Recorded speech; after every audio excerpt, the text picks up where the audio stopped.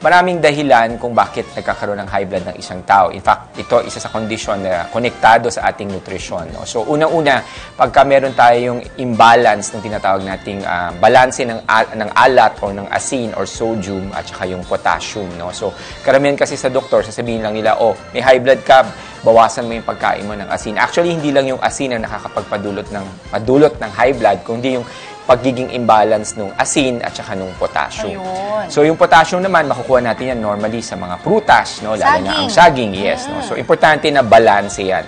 Second, na isang tao, pwede siyang magkaroon ng high blood kung siya ay meron tinatawag na magnesium deficiency. No? So, importante na kainin para bumaba ang blood pressure yung mga mayaman sa magnesium. Ito, nasa harapan ko namin ngayon, no? Yung mga green leafy vegetables o yung mga cruciferous vegetables, napakayaman yan sa magnesium. Pwede ring mag-cause ng pagtaas ng blood pressure natin kung meron tayong kakulangan ng omega-3 fatty acids. Yan yung tinatawag natin yung fish oil. Again, ayan. So, kaya yan ang hinanda naming umaga. No? So, pag mabababa yan lahat sa'yo dahil sa puro processed food ang ating nakakain, kulang tayo sa omega-3 fatty acid, sa magnesium, tsaka hindi balanse yung sodium at tsaka potassium, lahat yan magdudulot para tumaas ang iyong blood pressure. Ngayon pong umagang ito, ang pag-uusapan natin ay mga tamang pagkain para sa mga matataas ang blood pressure. Hayaan niyo akong ituro sa inyo ang ilan sa mga pagkain na pwede nating i-grocery o isama sa listahan ng grocery natin para na sa gayon,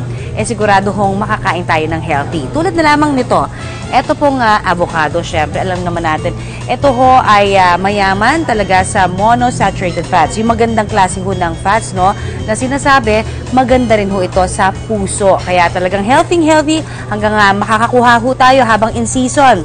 Bili-bili na ng avocado. Andiyan din ang ating mga oatmeal, ano? Importante ho na, syempre, maganda yung ating digestion. Makakatulong din yan sa ating digestion. Nakakakuha yan ng mga, kumbaga, cholesterol na namumuuna sa atin pong katawan, ano? So, pagka ganun ho, maganda yung ating paglabas ng dumi, kasama yung mga bad na mga fats na yan. Bukod sa fiber, mataas ang oats sa beta-glucan compounds na nakatutulong hindi lang magpababa ng kolesterol, kundi pati na rin ng blood sugar. Ang mixed nuts, no, yung mga nuts na katulad nito, maayos din ho ito para sa atin, ano.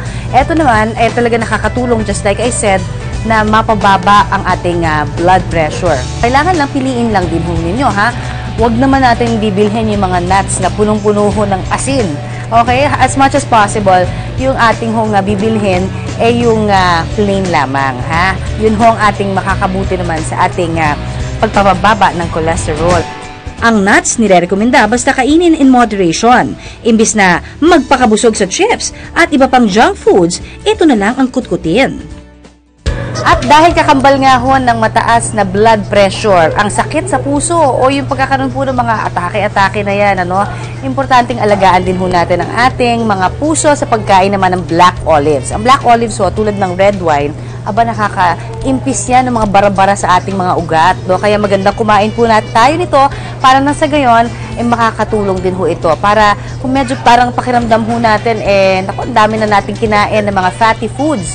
Pangontra naman ito, pagkain ng black olives. At syempre sa mga Pilipino, mahilig po tayo maggisa. At syempre ating madalas na panggisa, walang iba kundi ang ating mga onions, katulad po nito, no? Ito naman, nakakatulong din ito syempre pa na magbigay ho sa atin ng better health, ano?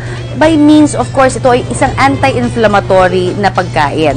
Ibig sabihin po niyan, nakakabawas yan sa mga pamamaga ng ating mga kalamnan o kung ano pa man ng meron tayong mga infection sa ating katawan. At syempre, ang tomato na meron ho namang lycopene. Napaka-importante na to, di ba? Parati natin naririnig, no? Pagka may lycopene, anti-cancer naman daw yan. So, maganda dahil kahit na anong pagkain ho na karaniwan na nating isinasahog na o pinapanggisa sa ating mga lutuin, dagdag mo na itong pagkakaroon naman ng tomato. Napakaganda ho sa ating kalusugan din. Para ma-maximize ang sustansya ng sibuyas, kamatis at olives, ay maghiwa ng maliliit na parte nito.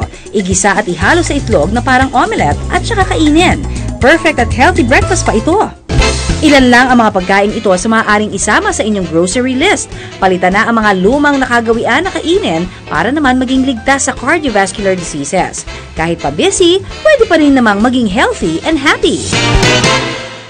Maraming salamat sa pagtutok sa Pinoy MD. Para po sa iba pang kaalaman tungkol sa ating kalusugan, mag-subscribe na sa GMA Public Affairs YouTube channel. And of course, don't forget to hit the bell button for our latest updates.